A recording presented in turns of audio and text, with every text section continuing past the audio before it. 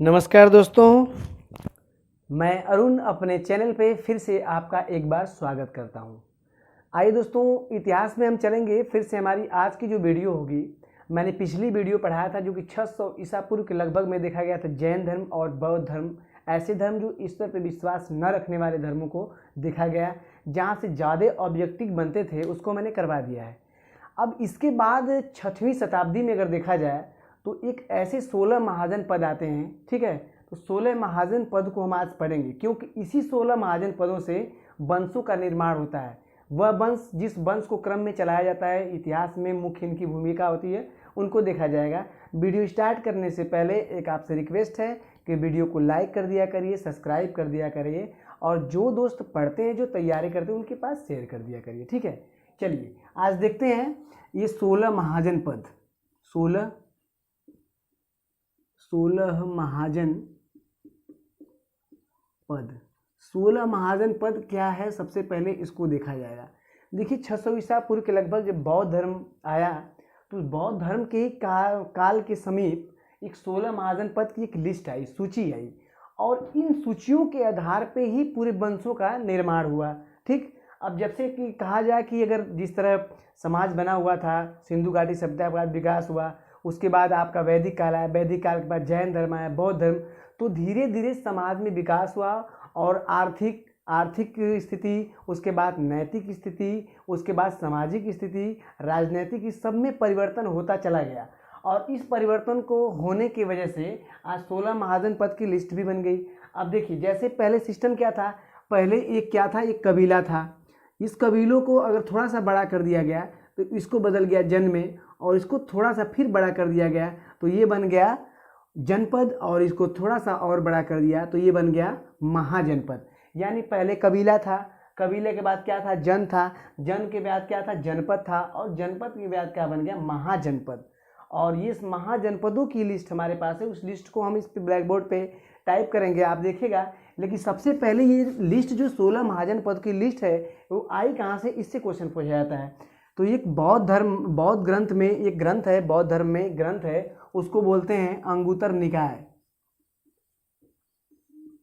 अंगुतर निकाय, देखिए कौन सा ग्रंथ है, तो ये है आपका बौद्ध ग्रंथ।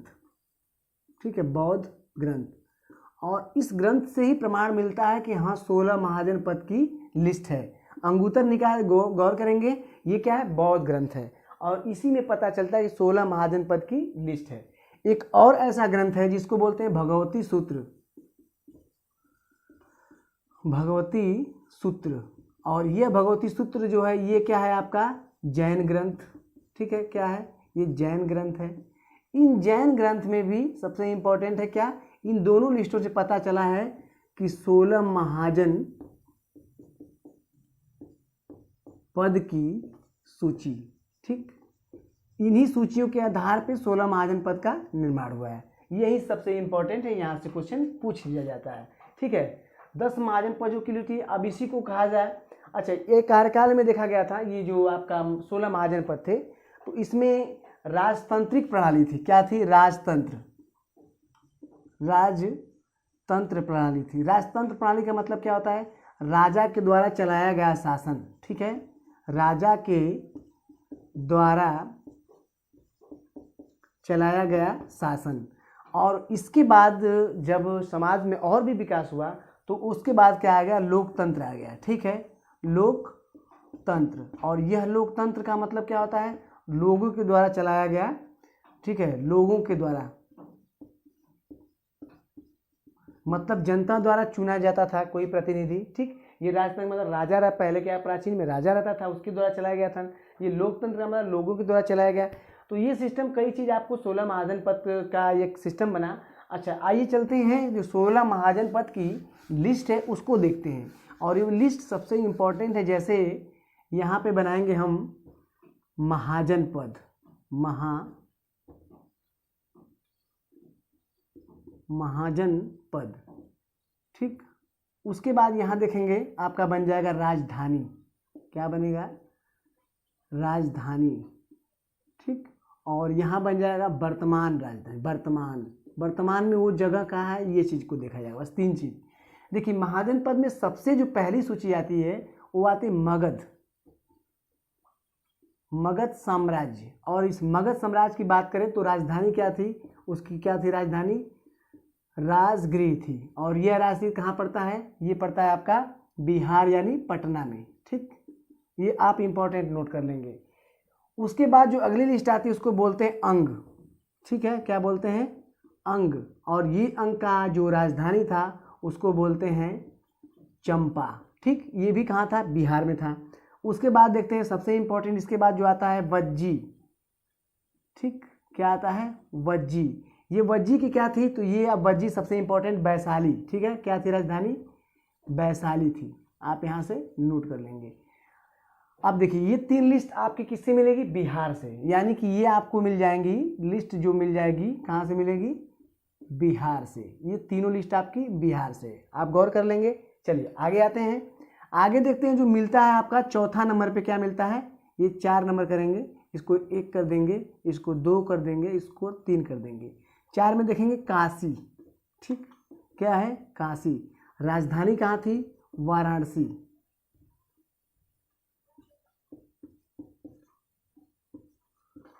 ये वाराणसी कहाँ पड़ता है आपका, ये वाराणसी यूपी में ही है, ये आपको पता है, वाराणसी यानी बनारस। फिर उसके बाद 5वां जो लिस्ट देखते हैं सबसे इंपॉर्टेंट, इसको बोलते हैं कौशल। क्या बोलते हैं, कौशल।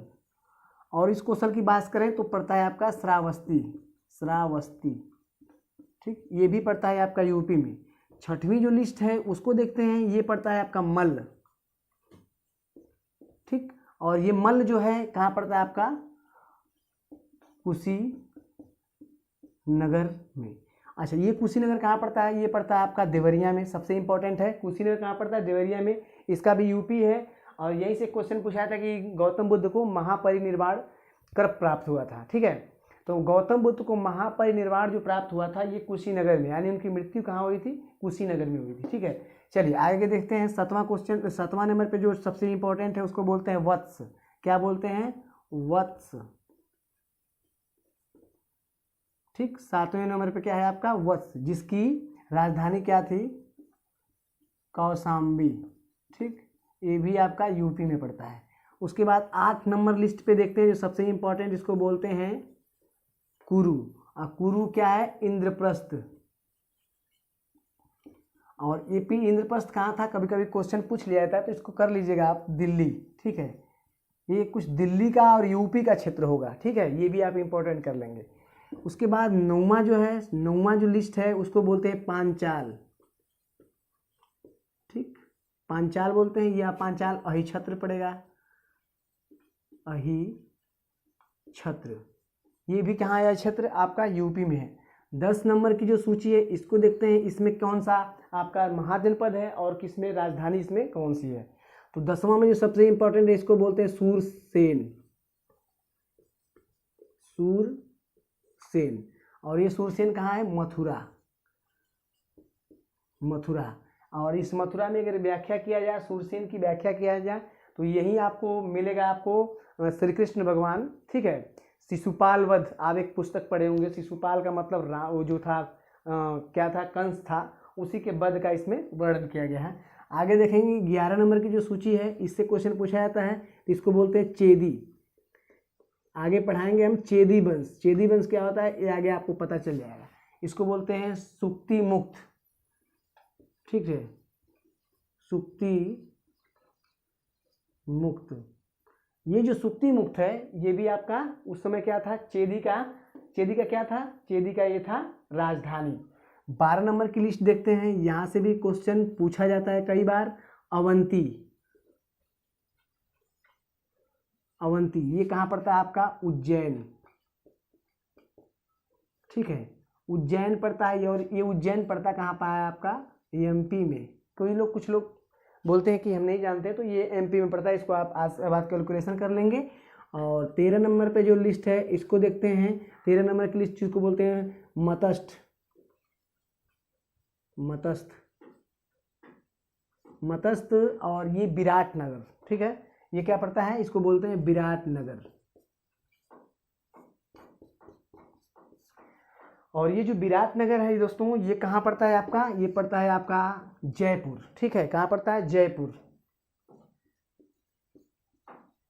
जयपुर। ठीक, और यहाँ से ब्लैक बोर्ड से इधर आ जाते हैं, साइड में थोड़ा सा लिखते हैं, जयपुर हो गया, और ये हो गया मत्स्य। अब आगे देखते हैं आपको अयस्य, क्या नंबर है, नंबर 14, क्या है, अयस्य। ठीक, और इस अयस्य की जो राजधानी थी जयपुर था, तो इसकी थी आंध्र प्रदेश,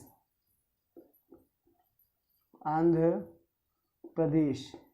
ठीक, ठीक है, अयस्क की राजधानी कहाँ थी, आय प्रदेश। नहीं तो ये आंध्र प्रदेश तो इस समय है ना, ये अयस्क जो राजधानी, ये अयस्क जो है इसकी राजधानी इस समय जो वर्तमान में है वो क्या है, वर्तमान में आपकी राजधानी जो आंध्र प्रदेश है, लेकिन प्राचीन राजधानी क्या थी, राजपुर।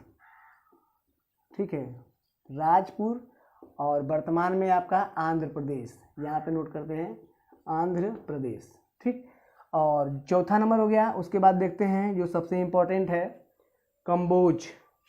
15 नंबर क्या है, कंबोज।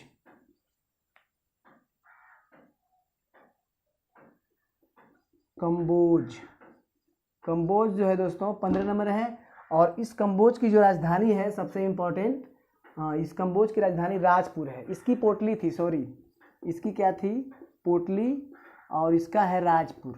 ठीक है, हमें थोड़ा सा डाउट हो रहा था। हाँ, इसकी पोटली राजपुर और ये है राजपुर। और ये सबसे इम्पोर्टेंट राजपुर की बात करें तो देखिए ये कंबोज हो गया, ये अयस्क पोटली। ठीक है, और ये लास्ट जो होगा गांधार, 16 नंबर क्या होगा, गांधार, गांधार। और इसकी जो राजधानी थी तक्षशिला, तक्षशिला। ठीक है, और ये दोनों क्या है, भारत के बाहर। ठीक है, भारत के बाहर, ऐसे नोट कर लेंगे, भारत के बाहर। ये आपका आंध्र प्रदेश है, ये क्या है, जयपुर, आप नोट कर लेंगे, ये एमपी। तो इसको याद करने के लिए कई बार क्वेश्चन यहाँ से पूछा जाता है, कई बार यहाँ से क्वेश्चन पूछ लिया जाता है। देखिए यहाँ से देखेंगे, ये जो 3 नंबर ऊपर से देख लेंगे, 3 नंबर, ये आपका पड़ जाएगा बिहार का। कहाँ का पड़ेगा, बिहार का। उसके बाद देखेंगे 1 2 3 4 5 6 7 8, ये जो 8 पड़ जाएंगे, क्या भाई, 1 2 3 4 5 6 7 8। ठीक है, ये 8 जो हैं ये वाले, ठीक है, 8 जो हैं ये पड़ जाएंगे आपके उत्तर प्रदेश। ठीक है, उत्तर प्रदेश, ये 8 पड़ जाएंगे उत्तर प्रदेश। उसके बाद ये एमपी, ये जयपुर, और ये पड़ जाएगा आंध्र प्रदेश, और ये दो से बाहर। तो इस तरह आप लिस्ट बना के याद कर सकते हैं। ठीक है, आप लिस्ट बना के आ सकते हैं, कोई दिक्कत नहीं होगा। और इस तरह आप महाजन लिख के नोट करेंगे, मगध का राजगीर था, अंग का चंपा था, वज्जी का वैशाली था, काशी का वाराणसी, कौशल का श्रावस्ती, मल्ल का जो था कुशीनगर, वत्स का कौशाम्बी, कुरु का इंद्रप्रस्थ। ठीक है, और पांचाल का देखेंगे तो अहिछत्र हो जाएगा, सूरसेन का मथुरा, चेदी का शक्तिमुक्त। ठीक, अवंती का उज्जैन पड़ता है आपका एमपी में, मत्स्य का विराटनगर जो जयपुर पड़ता है, और अयस्क जो पोटली आंध्र प्रदेश, कंबोज राजपुर, और गांधार तक्षशिला ये भारत के बाहर। तो ये क्या है कि 16 महाजन पद की लिस्ट है। अब हम अगली वीडियो में आपको मगध साम्राज्य के बारे में बताएंगे कि मगध साम्राज्य स्टार्ट होता है और कैसे कैसे इसका सिस्टम होता है। वीडियो अच्छा लगे तो लाइक करिए, सब्सक्राइब कर दीजिए। फिर अगली वीडियो में मिलते हैं, तब तक के लिए थैंक यू।